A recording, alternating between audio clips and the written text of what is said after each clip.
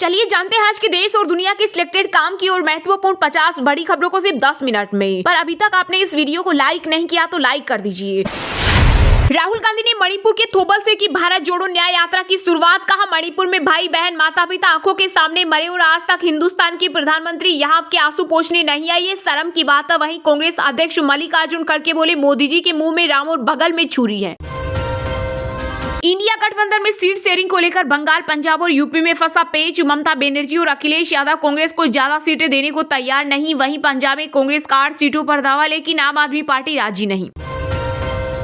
गुजरात में kite festival का हुआ आयोजन। जयपुर में गोविंद देव जी का पतंगों से किया गया श्रृंगार। पीएम मोदी दिल्ली में पोंगल त्योहार में हुए शामिल। इस दौरान उन्होंने गाय की पूजा अर्चना कर गाय को अन्न खिलाया। गृह मंत्री अमित शाह ने अहमदाबाद में उड़ाई पतंग। प्रधानमंत्री नरेंद्र मोदी आज पीएम जनमन के तहत 1 लाख लाभार्थियों को जारी करेंगे पहली किस्त। इस दौरान प्रधानमंत्री पीएम जनमन के लाभार्थियों से भी करेंगे बातचीत।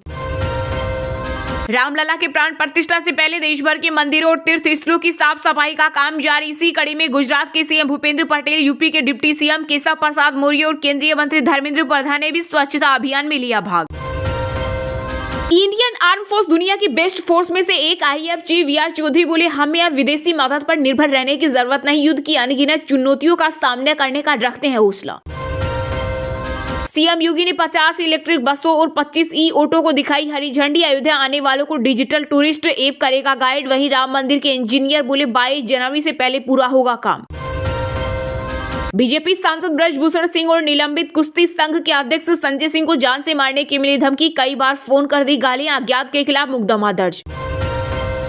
राजौरी पूंछ सेक्टर में सेना ने की ऑपरेशन सर्वशक्ति की शुरुआत। जम्मू कश्मीर में आतंकवाद बढ़ाने के पाकिस्तानी मंसूबे नाकाम करेंगे सुरक्षा बल। रामलला की प्राण प्रतिष्ठा समारोह में पीएम मोदी की मौजूदगी। शेखुल रिजवी की हत्या मुस्लिम पर्सनल लॉ बोर्ड बोला, कार्यक्रम से दूर रहे मुसलमान। राहुल गांधी से दोस्ती निभाने मणिपुर पहुंचे बसपा के निलंबित सांसद दानिश अली। बोले, भारत जोड़ो न्याय यात्रा एकता और न्याय के लिए सबसे बड़ा अभियान।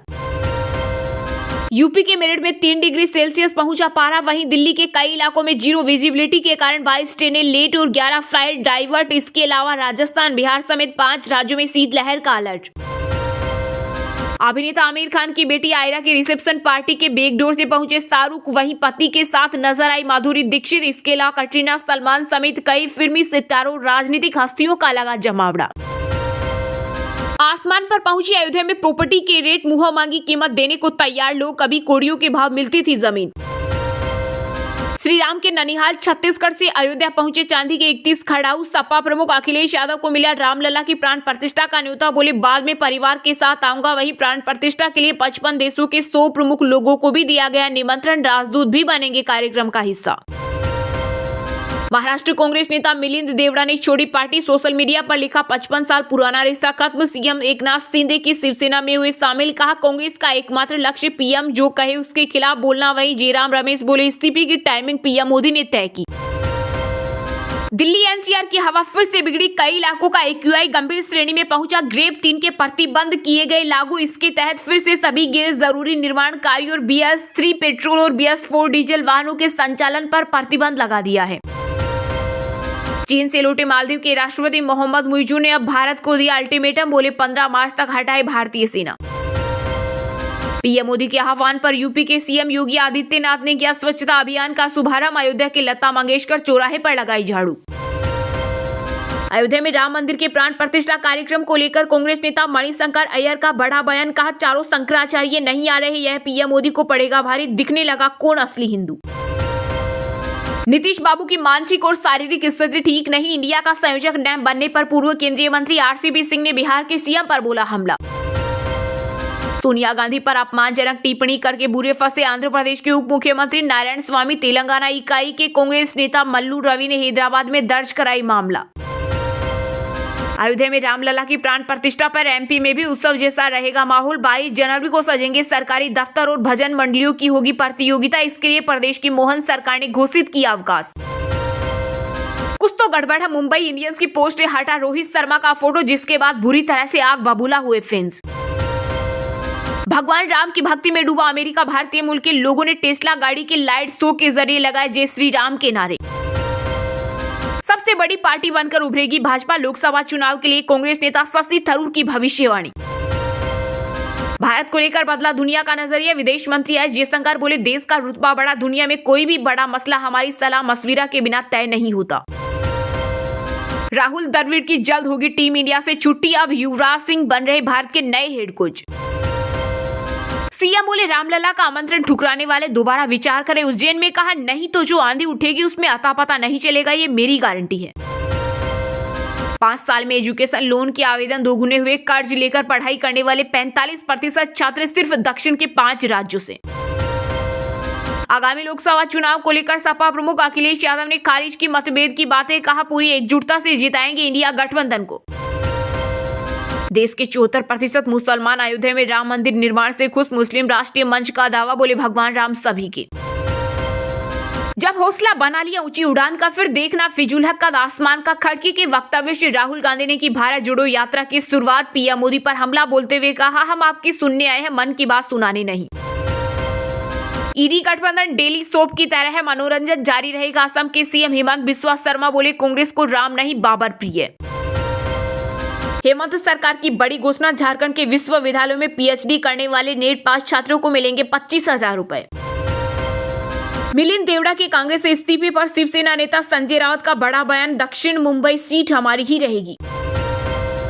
चलिए अब जानते हैं जो आम आदमी के काम की और फायदेमंद खबरें हैं उनको विस्तार से। पर इससे पहले अभी तक आपने इस वीडियो को लाइक नहीं किया तो लाइक कर दीजिए।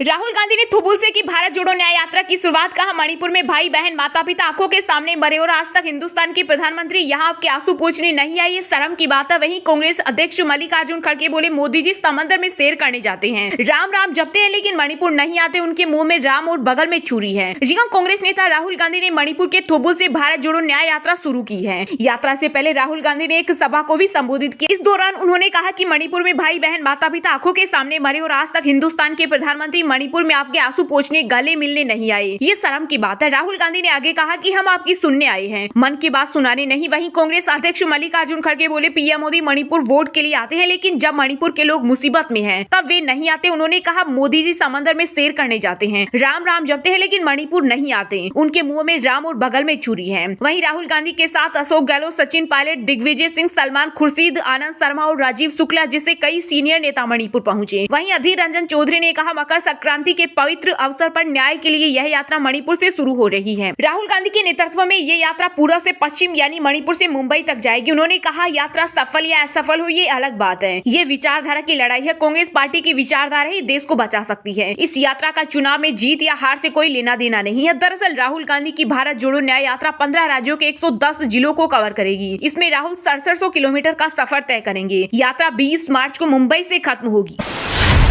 गुजरात में काइट फेस्टिवल का हुआ आयोजन। जयपुर में गोविंद देव जी का पतंगों से किया गया श्रृंगार। पीएम मोदी दिल्ली में पोंगल त्योहार में हुए शामिल। इस दौरान उन्होंने गाय की पूजा की। गृह मंत्री अमित शाह ने अहमदाबाद में उड़ाई पतंग। जी हां, देश भर में बीते दिन बड़ी धूमधाम से मकर संक्रांति का उत्सव मनाया गया। वहीं कुछ लोग आज भी मकर संक्रांति मनाएंगे। इस बीच प्रधानमंत्री नरेंद्र मोदी दिल्ली में पोंगल त्योहार में शामिल हुए। उन्होंने गुड़ और चावल से भगवान सूर्य का प्रसाद बनाया और गाय की पूजा की। यहाँ उन्होंने तमिल समुदाय के लोगों को संबोधित करते हुए कहा कि पोंगल का पर्व एक भारत श्रेष्ठ भारत की राष्ट्र भावना को दर्शाता है। वहीं गुजरात में उत्तरायण के अवसर पर इंटरनेशनल काइट फेस्टिवल मनाया गया। इस दौरान गृह मंत्री अमित शाह ने अहमदाबाद में जगन्नाथ मंदिर में पूजा अर्चना की और पतंग उड़ाई। वहीं राजस्थान के जयपुर में आराध्य देव गोविंद जी का मकर संक्रांति के मौके पर पतंगों से श्रृंगार किया गया। इसके अलावा वाराणसी, उत्तर प्रदेश और पश्चिम बंगाल के गंगा सागर में लाखों श्रद्धालुओं ने पवित्र स्नान किया।